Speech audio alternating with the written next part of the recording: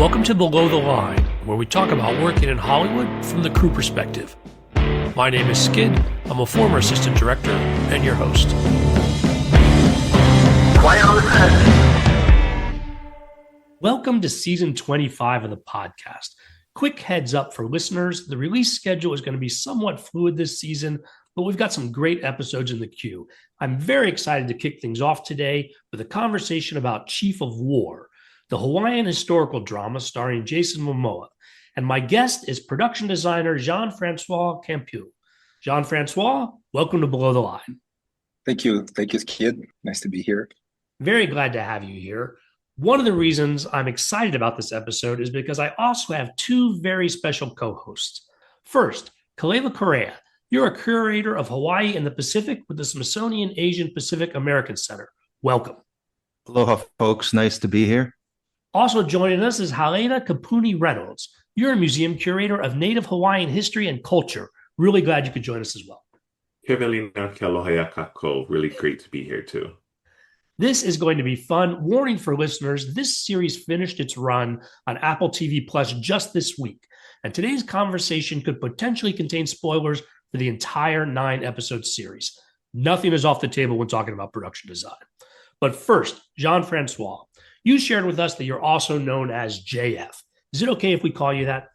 Yes, please do so. All right. Thanks, JF. To start us off, how did you become involved with this project? And what was your initial response to what you saw on the page? Hey, it started like it starts most of the time by a phone call or email from a producer I had just completed a feature film with. It was called Molly Allen. We just did a film in Europe for Netflix. And my reaction, I was very excited, but also very intimidated. You know, it's not always exciting when you get a project proposition, but this one was incredibly exciting, but also very intimidating. So I think they had they were already going. There was a director on board, and of course, with Jason, with his creative partner, and Doug was there, and Justin Chan as a director. I think there was some kind of start before with different producers, or I don't know exactly what happened. I had to deep dive because, to be honest, I like everybody, I knew not too much about Hawaii. I've been there. I love it, of course, but about the culture itself. So as usual, the first step is to just pitch some kind of approach to the creative partners to even see if there's, a common vision or something interesting. So when I got the script, I was really overwhelmed. And then I deep dived into research and sourcing in a very focused way, of course, not totally broad, but very based on the script. And I was super inspired. So I just created this deck and I shared with the guys, and I met them and I pitched my vision a little bit, because I know this one is much more significant culturally. But as for every historical pieces I've done before, it's one thing to do the historical research, but you also need to find an angle on the subject, that usually the script gives to you. So maybe for you, Kalewa and Halena is very naive, but just diving in there, what really struck me was the juxtaposition of the mana and the kapu, which to me represented the poetry and the polytheist approach of God is in everything, infuses nature, and it's part of the world.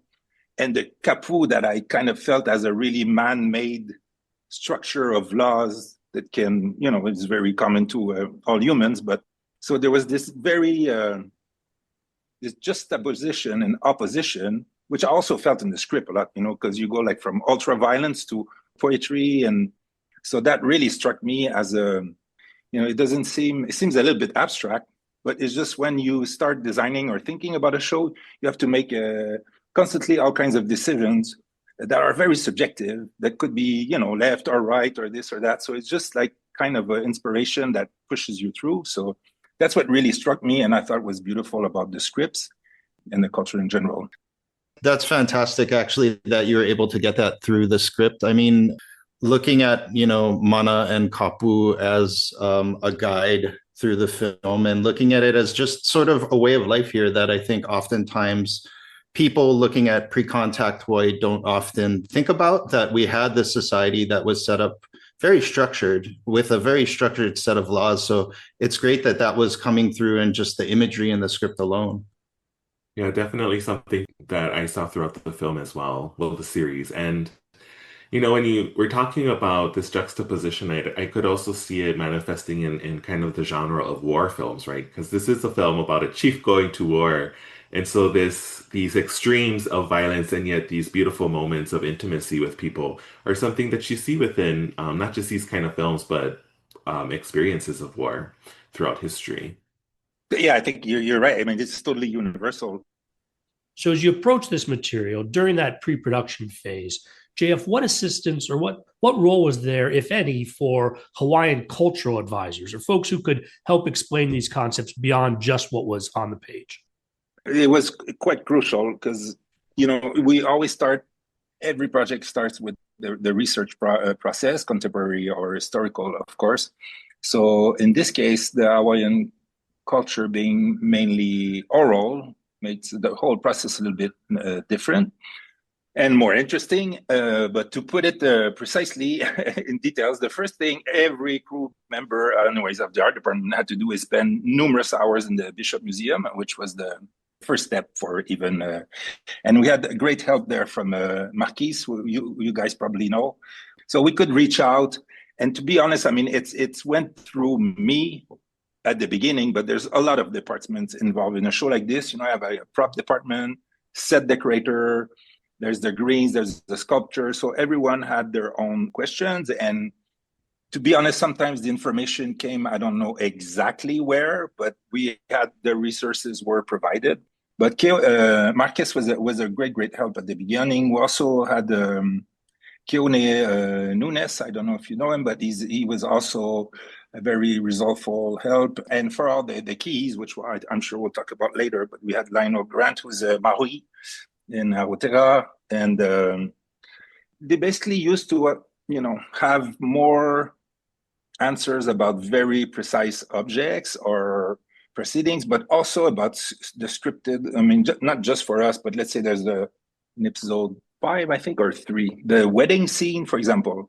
They would basically explain to us what the practice was, and then of course Paha would make decisions, because in the end Paha was kind of signing off creatively on what was scripted, because that's what I'm working with basically. But we had a lot of resourceful people we could go to for questions or precisions about all the we needed to know. Yes.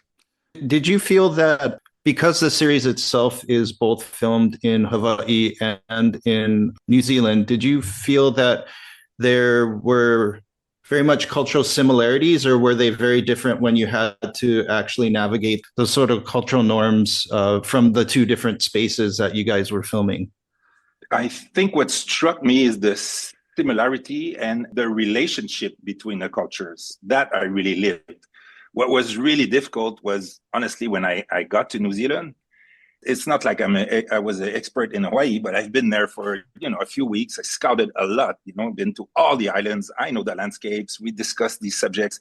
So honestly, when I showed up to New Zealand, I was a little bit depressed because it's even the vegetation, the bush is not the same. And I think now it's okay. I speak with most people. They're like, we can't really tell the difference. I could tell. I'm sure you guys could tell. It's so obvious. And the water and the beaches, like we have those big tidal beaches they have in New Zealand. They photograph beautifully, but it's so different from the Hawaiian coastline.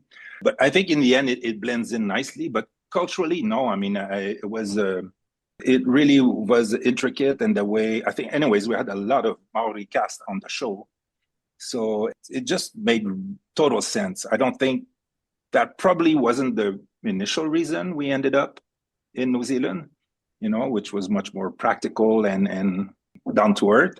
But in the end, culturally, it made so much sense. And I think it almost enriched the experience, we were all hoping to do the whole show in Hawaii, basically.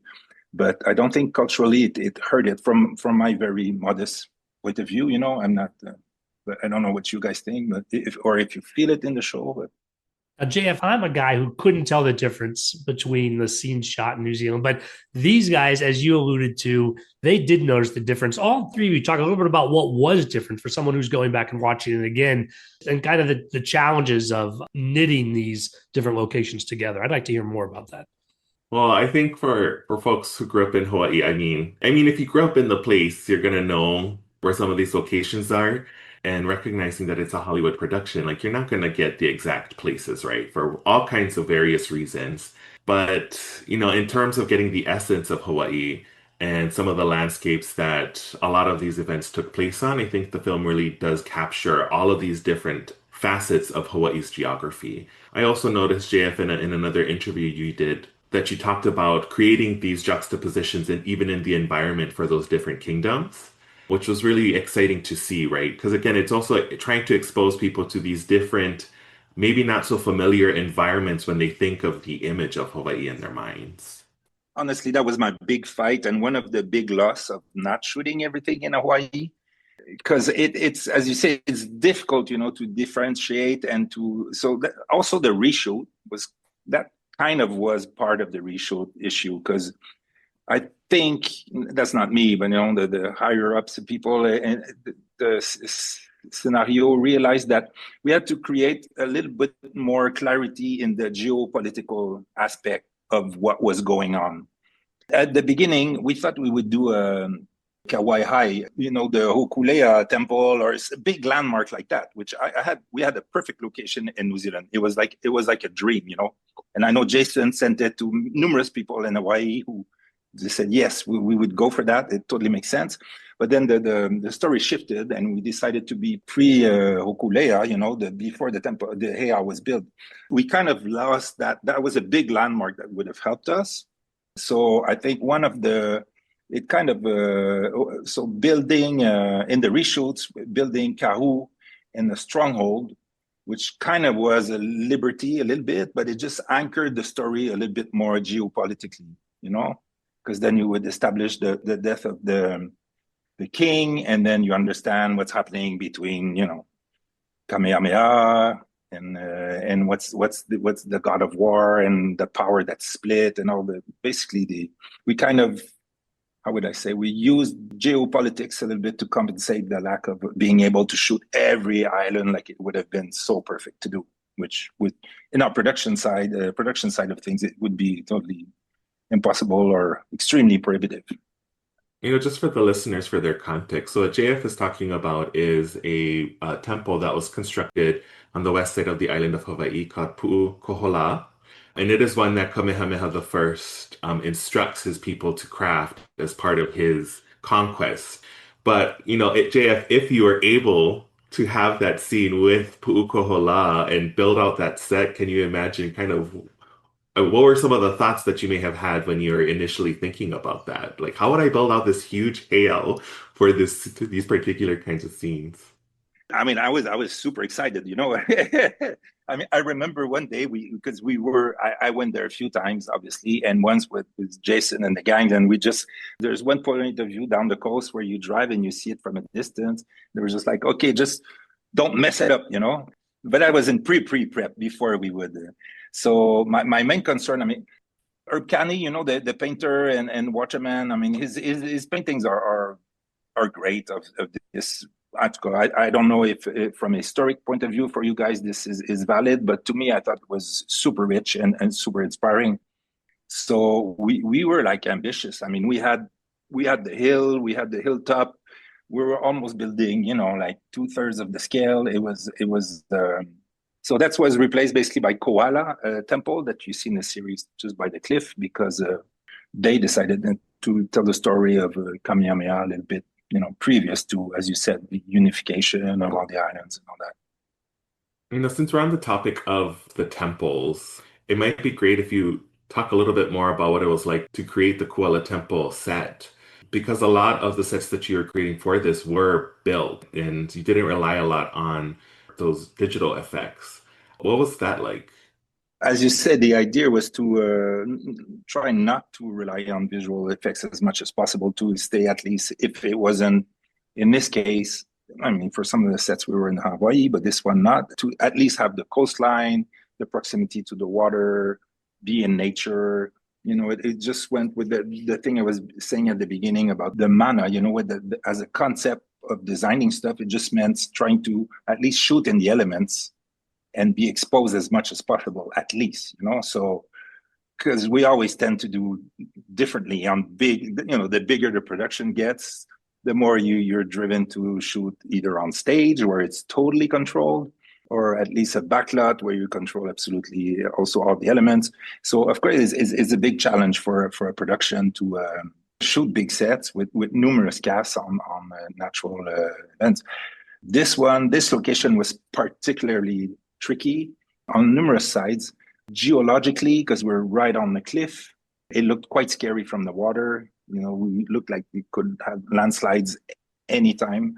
We had to go through a geological engineer to reassure everyone. Also, culturally, not just this location, but all the locations. We had to ask the Maori tribes, if they were okay with us doing that there. So it's a whole process of just first arriving there, and it's like Hawaiian culture meeting the Maori culture just in general. We were greeted, they were greeted. There were constantly exchanges for every set, especially this one. Or if you look at, like, for example, the Spilled Brain episodes, there's a beach where we're depicting a very violent scene. It's like the Hawaiian, they have like sacred sites, and most of them are. And so the whole process of this one was a little bit complex. We just took some dialogue, but then everyone was happy in the end. I don't know if you notice also the Ku, the god of war, which is the central key of the temple, is carved with the Oia Leua tree, exactly, which is a native tree of Big Island specifically, and unique only to Hawaii. It doesn't grow anything anywhere else. Ohia is one of our prominent trees, especially on the island of Hawaii, but it is important for our watersheds. Definitely a fine hardwood that's continually carved today and used in religious images, even today. So what we did is they actually took one tree, we shipped it to New Zealand, because Lionel Grant he's a Maori sculptor, very renowned, and he also teaches sculpture, I think, in Hawaii to young Hawaiians and all that. So he was really our cultural advisors for everything related to the keys, because it's the same way, there are so many gods, but also so many different representation of the same god. Of course, there's basic features that keep coming back, but it's like, who am I to say what's, it's very difficult. So he kind of did the lineup for us of what would be appropriate. And then, so they shipped the tree trunk to New Zealand, and he had a few of his Hawaiian students, carvers, came to Aotearoa, and they had this whole workshop where it was sculpted. And then we installed it, but covered it, because they had to be, everything was blessed. Everything we crafted that was culturally authentic as much as we could, like the kaha, the wakas, the double hull boat also. So we blessed all those keys the morning of June 9th in Hafitu, and they had a few elders also come from Hawaii. Honestly, I couldn't remember who they were exactly, but there was a whole delegation, and it was really done it doesn't show in the TV series, because they make choices and it's very spectacular, and I'm sure even there's some stuff that could be shocking to some Hawaiian people who are quite aware of their culture, Kaikili in his bone tower. I don't know, I'm just imagining this, you guys tell me, but there's a whole process that was underneath what's in the end result that you don't see on the screen, that I think was, authenticity was also mostly about respect, then it's about trying to do it as authentic as possible in the craft, because to honor the craft, because the Hawaiian craft is incredible, but there was also an underlying code that was more about respect that doesn't show, but that was really part of the process. So protocol was pretty much built into every set that you folks did, which is pretty unique, I think, for, a Hollywood feature series like this. Yeah, I think that's something that, for us here in the Pacific, that's really important to show that sort of level of protocol and respect that we try to do here within our islands and archipelagos here. I just wanted to ask a quick question, a personal one to you, JF, about, out of all the sets that you Did you have one that was maybe your favorite, or maybe your favorite, or maybe one that was the most challenging that you worked on, or something like that? One of those. Let's go with favorite. I think favorite is the koala ehau.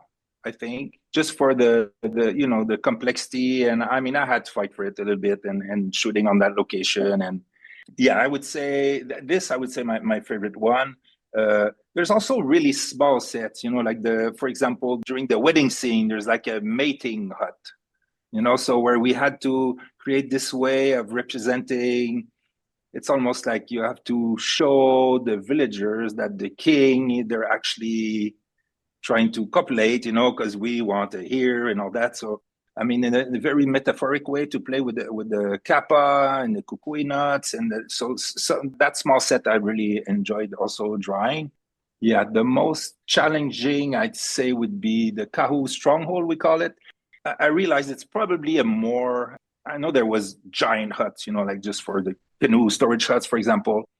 I'm not sure, there was that many big as a meeting point, like a giant hut as a meeting point. But story-wise, it just made so much sense. We wanted to show how the king is old, he's fragile, but he's protected. And it just brought up the whole stakes of when he dies, what's going to happen, blah, blah, blah. So it really helped explain the story. But it was a big challenge because we had to do that in New Zealand because it was a backlot shoot, not in context. It was winter there. As you know, everyone's very lightly dressed. So this one, I kind of compromised. I'm like, okay, we'll do it on a backlot. We won't build it on the cliff. And it was too big to build. So I just built like parts of it and we extended. But then we even had to shoot on stage. So yeah, this one was a big challenge just to pull off and try to keep believable. But we put the same intention in the craft and the lashing and the attaching, and we went through the same process. It's just that the poles were like telephone pole size. It was a massive one. The other thing that this conversation makes me think of is a lot of the scenes where they're consulting with Ke'eaumoku's court, right? They're in an open thatched style structure. But as you're talking, it made me realize, perhaps that choice was more so for the filming, right? Because if you're in a really small interior thatched space and trying to have those discussions, it might not come across in the film itself. But with the open structure, you can see the full bodies, the full conversations, the environment that's surrounding it. So that's a really great context. Yeah, no, because I mean, it's all about the architecture is basically about the stone platforms and the huts, but the hut is very adapted to life, but it's not that interesting visually.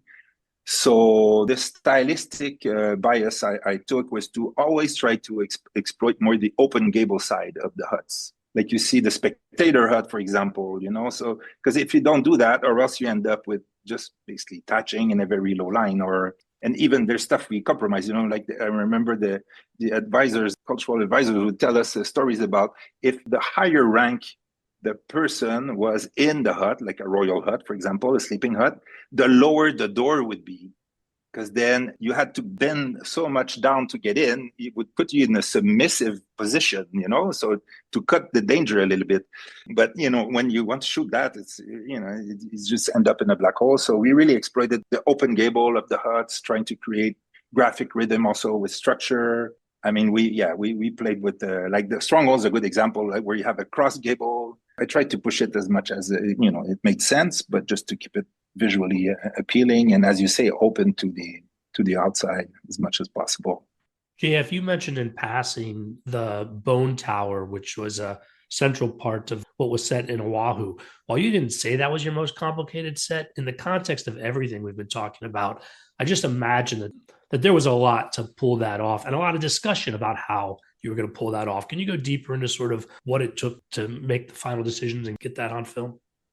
Originally, it's in the script, I think it was described as a bone hut, but not as in, where they would put the remains of, because I think in general, the idea was more to hide the bones in nature somewhere else where you didn't want anyone to find them, basically. So I was struggling with this, like if it felt more like a catacomb concept to me, like a European catacomb where you put the bones and all this. So, but I totally understand the story point of Kaikili being so, thirsty for war and vengeance. And that's where the idea of the tower came from, a little bit as a metaphor of the, the lele, you call them, like the offering towers you often have in the A house, like, and some advisors would explain to me metaphorically, they were kind of antennas you would use to communicate with the gods, which don't make sense, giving offerings and all that. So that's conceptually where it started. And we're like, okay, then that's his whole point. His profanation, we say in French, of the bones of his, not even his enemies, just like victims, basically, and trying to, he says it himself anyway in the series, to give it to the gods, to give him more power. And so he's the prophesized one and all that. But more technically, yes, it was a challenge because, as you can guess, we always have like 3, 4, 5 days per location. It's not like you can shoot, come back 2 months later. I mean, first of all, we had people molding bones for weeks. So we had a very, very big molding shop. And then we kind of pre-built it in parts that we could crane in, off, and multiple states. Because, I mean, what I wanted to make sure is that it looked like they were building it. So I think we kind of achieved that in episode 3, I think, where you see it's building up. And it was a challenge. And it was also a very difficult location. A lot of these locations are super exposed to the wind. You're right on the ocean. You guys know what that could be like. You see it in some scenes, you see the wind, the elements is really strong. But that was nothing, Some days we were building, we had to, the crew had to stop because, And we had Gabrielle, I think, which was a typhoon that passed by. It didn't hit that set, but it hit the spectator hut. But it was intact, So it survived big winds. I definitely think that stylized idea of Kahikili consolidating power sort of came out through those scenes, specifically with the Eevee there and stuff, even though that's not really what would normally happen, but you could feel like he's consolidating power in everyone that he's taking out.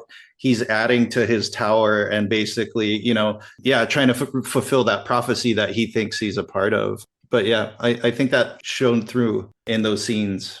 Even I think I actually watched one episode yesterday, or he's like, I need new bones, or I need more bones, or he actually says it, to when he starts getting into a riff with the Kupule, his son. Yeah, if I want to take a minute to backtrack a little bit, back to our discussion on the Ku image and the Ohia tree, because I think this speaks back to the similarities of not just cultures, but landscapes, right? Indeed, Ohi'alehua is unique to the Hawaiian Islands, but I know in New Zealand, they also have a similar tree called the Pohutukawa. And so having that element, especially in the shots, really helped to make that visual connection, that it kind of looks like they're going through the same kind of trees, but not. And then thanks also for the context on the carvers and the protocols that went into place, because that really helps me to understand authenticity, not just in the form of the sets and the culture, but of the relationships between those who are a part of the project, right? That people genuinely were trying to follow these kind of protocols and have these conversations and to work across Maori and Hawaiian communities, which have a very strong connection to each other to make this film. Yes, totally. Another good example of the authenticity in the craft is the Waha, which is the double hull ship you see Kayana sailing at the very beginning of the episode, which was blessed, and we call the Kahuka Iloa, which means the long journey. Sorry if I totally destroyed that. But same thing, we built that tree in Hawaii from scratch, from tree trunks. It was sculpted, the sails were hand weaved. But to echo back to what you just said, I mean, it involved all the communities of the islands of the Pacific, because all the hand weaving, just for set deck, we had to do like the baskets, the mats, the sails on this ship are all hand weaved. You need to go back to where there's still people still do it, and there's the expertise. So I was lucky enough to have a very good decorator in Hawaii and also in New Zealand who was very familiar with the Pacific Islands. So it was a lot of different people from different crafts from the Pacific who made this happen.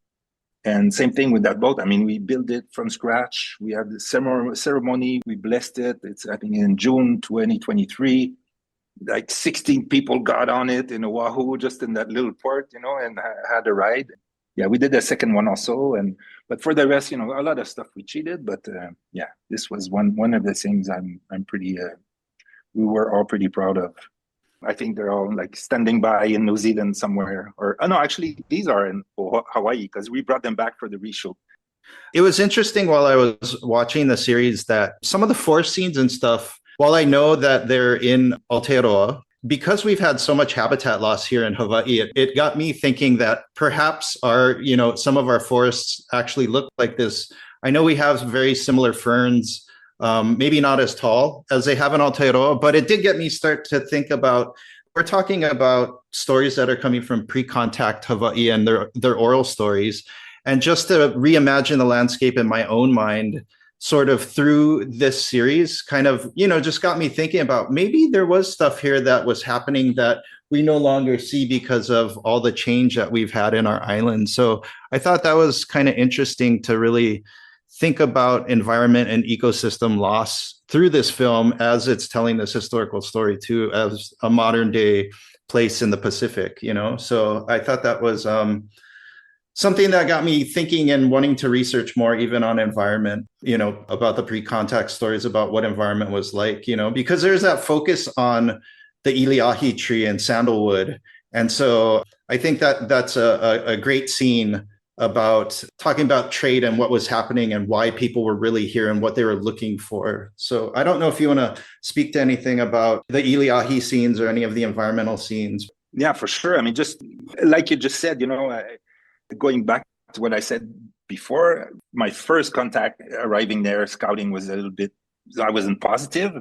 But then you realize, I think above all, as you say, is like it's the nature in a more primitive way. And it gave us the opportunity to at least embrace nature more than if we would have been in the Hawaiian context, basically. So on top of the, of course, cultural links we spoke before, just the quantity of coastal land in New Zealand, it's so huge, because they also didn't preserve. It's like Hawaii. I mean, I think, of course, Hawaii is much more developed and the population is so dense.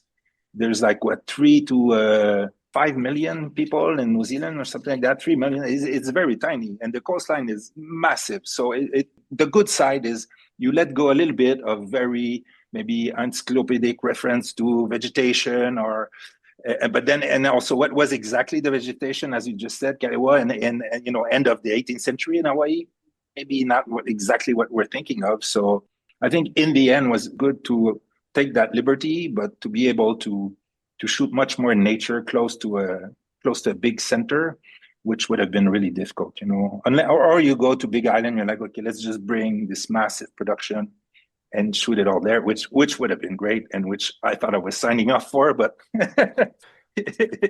but yeah, no, you're right. I think in the end, the show just gives an environmental richness to it that ended up being a good thing.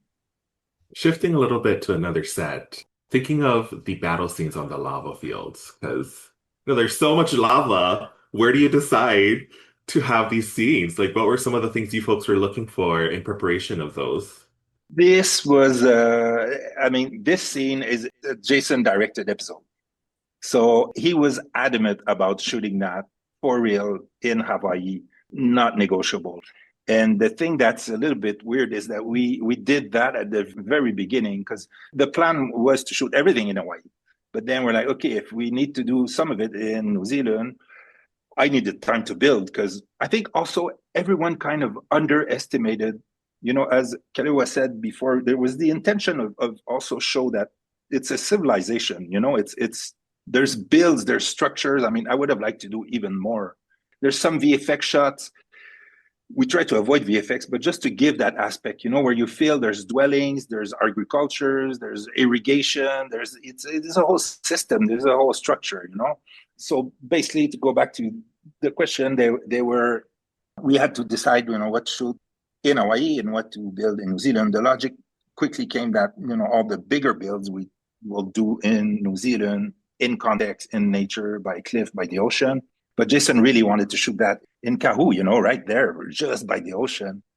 So it was a feast. Honestly, my personal implication is that was more creating the key concept art. I just basically walk around all day with him and a few colleagues and like framing shots and then pre-visioning the key art for the VFX, so the whole eruption and all that.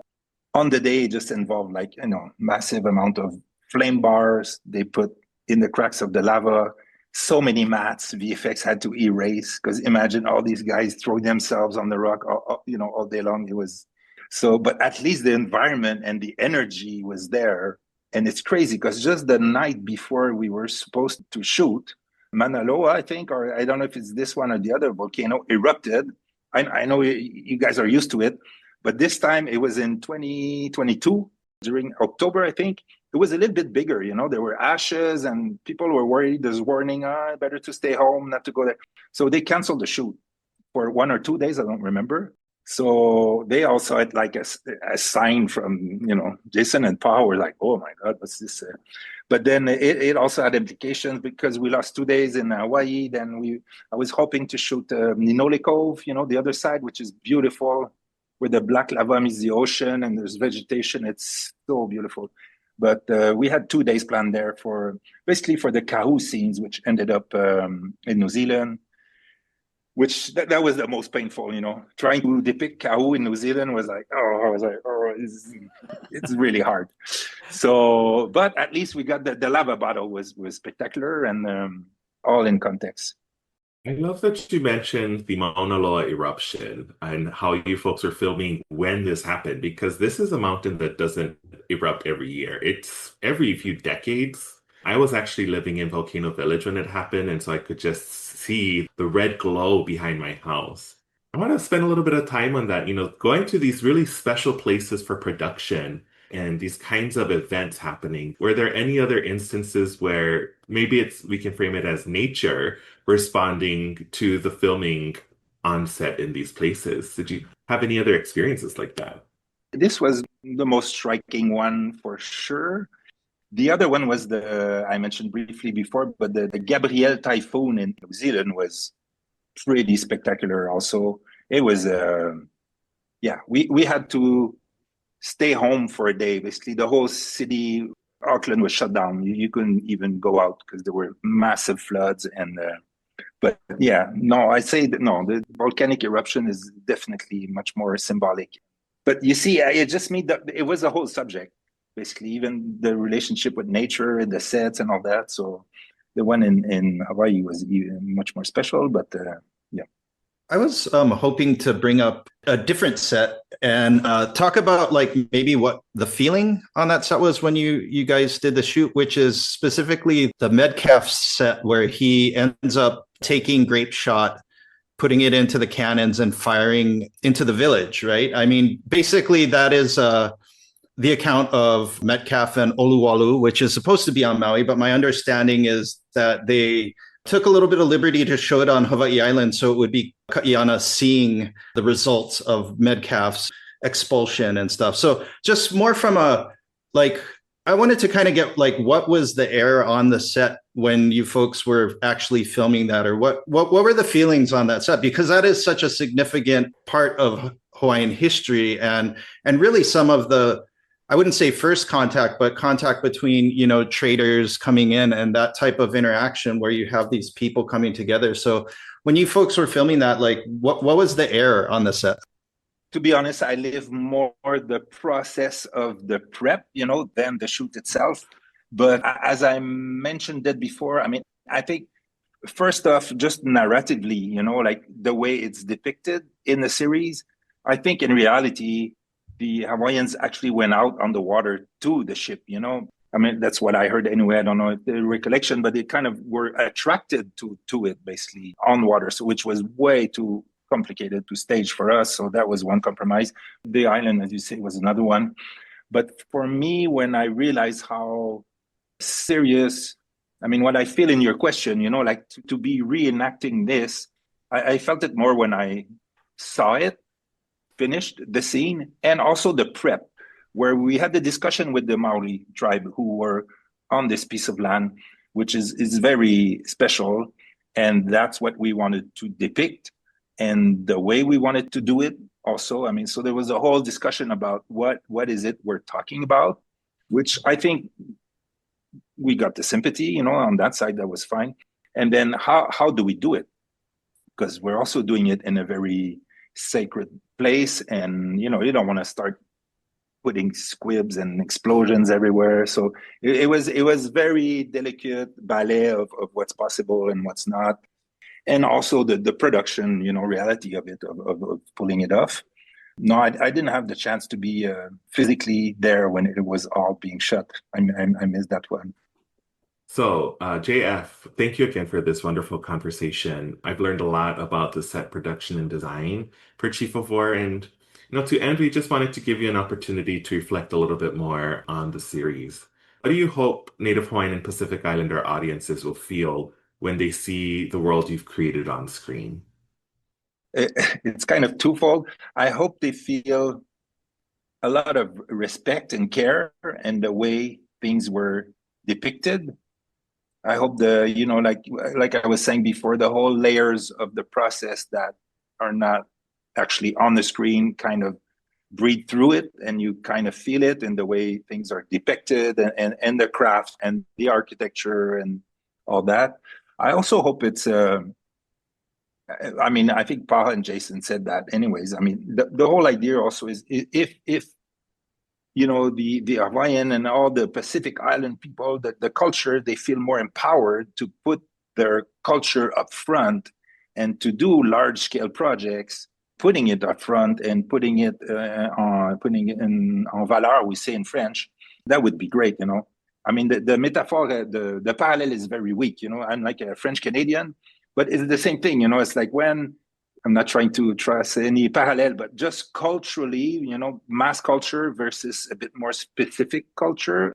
You tend to always want to go mainstream, American, Hollywood, of course. So I think hopefully this is a good, inspiring example that you could bring something culturally significant and still be in the canon of very universal entertainment, and people, it's compelling. So, I mean, if that could be that's more than my job, of course. But I mean, globally, if the show could get there, then I think that would be a very positive point. Absolutely. I mean, just in the last few months of listening to different conversations and different perspectives on the film, it's definitely one that has sparked lots of discussion in our community around revitalization of different crafts, of people wanting to actually look into these histories now and to learn more about them themselves. It's creating a major impact for a lot of folks. I think I'm going to follow up on that one too, what Halena had said, and just more of you working, not just working in these islands, but actually living in them for a period of time. I would say, like, what do you think you took away from this project, and how, if anything, has it impacted you as a person, not only in your career, but as just in life? Like, are there things that you're taking away or that you learned from, being with Native Hawaiians, being with Maori, being in Hawaii, being on Aotearoa? What for you really resonates with these islands? I mean, yeah, Hawaii, I felt good. I mean, I knew, but I felt good, right? I really feel good when I'm there. So I can't really rationally explain it, but that's definitely, and it's the same with my fiance and my daughter. And anyway, it was great because I think one of the reason also is very welcoming. So to answer your question more directly, at the beginning, I think the whole spiritual aspect and approach to life, which we're as society really lacking these days. I think people crave it a lot. And I felt that very much.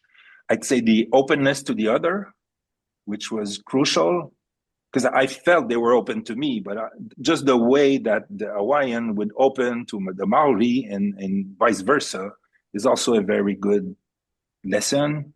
The way you treat the land, you treat the elders, you treat the tradition. I think it's such basic values we all crave so much through all kinds of esoteric or new trends, but in the base, there's something there in the core that's really powerful that I kind of felt. And I think, I mean, much more than, if I just went to Hawaii and Aotearoa just on vacation or just in everyday life, I think because we were doing this show, of course, it was way more upfront, having all the blessings and the ceremony and the greetings and all that. But yeah, that's what really struck me. And I knew it when I was doing the show, but I realized now, 1 or 2 years later, doing other stuff, keeping to live my life, how significant this was compared to what I'm doing now or what I'll keep doing.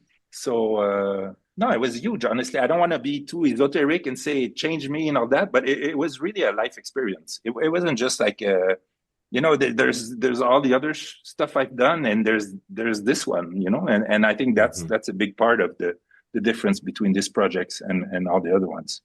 Now, JF, you alluded earlier to some shifts in the timeline of the story you were telling. Chief of War was originally advertised as a limited series, but there's been strong buzz hinting at a possible season 2. What can you share with us about that?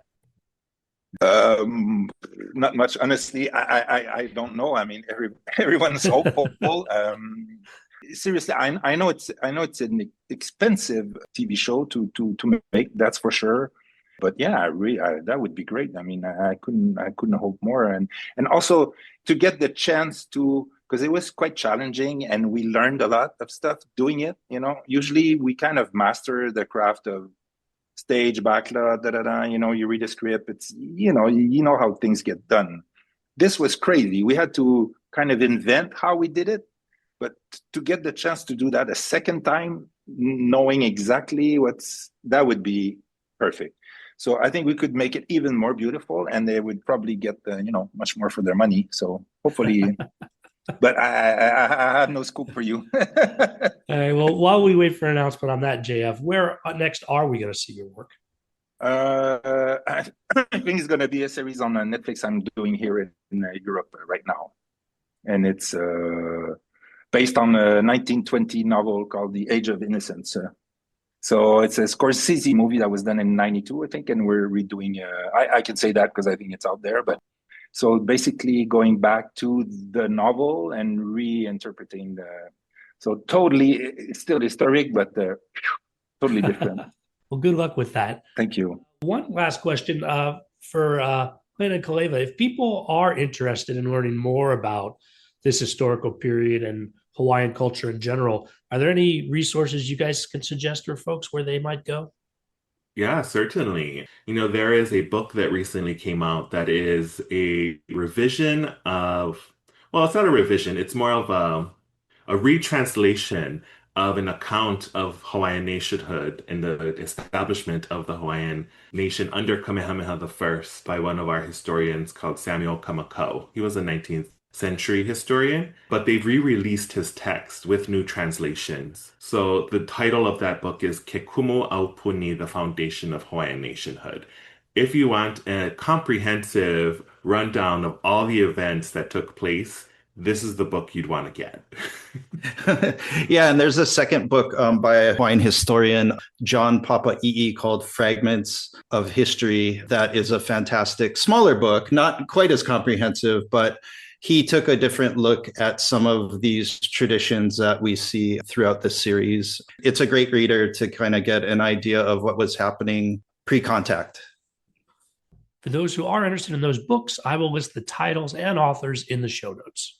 JF, thank you for sharing these behind-the-scene details. On that note, we'll call it a wrap. Great having you guys here. This was a lot of fun. Thanks for having me. Thank you. Nice to meet you guys. Yes, thanks, JF. Great conversation. Thank you. Yes, thank you so much. Mahalo to everybody. Mahalo. Bye-bye. Listeners, I always appreciate your feedback. My email address is skid@blowtheline.biz. It's B-I-Z. As I mentioned at the start, the release schedule over the next few months is TBD. But if you need a fix between new episodes, there are more than 270 in the archive. You can listen to past episodes at our website, blowtheline.biz, or wherever you get your podcasts. Closing credits, thanks to Curtis Five for our music, John Wan for our logo, and to all of our listeners, I appreciate you. If you want to support us, consider a purchase. The logo is available on t-shirts, mugs, and stickers at redbubble.com. Other ways you can help. First, give us a positive rating wherever you get your podcasts. Second, tell your friends about an episode you enjoyed, because that's how we gain new listeners. All of that aside, whatever your engagement, the fact that you're still listening means a lot to me. Thanks again from Below the Line.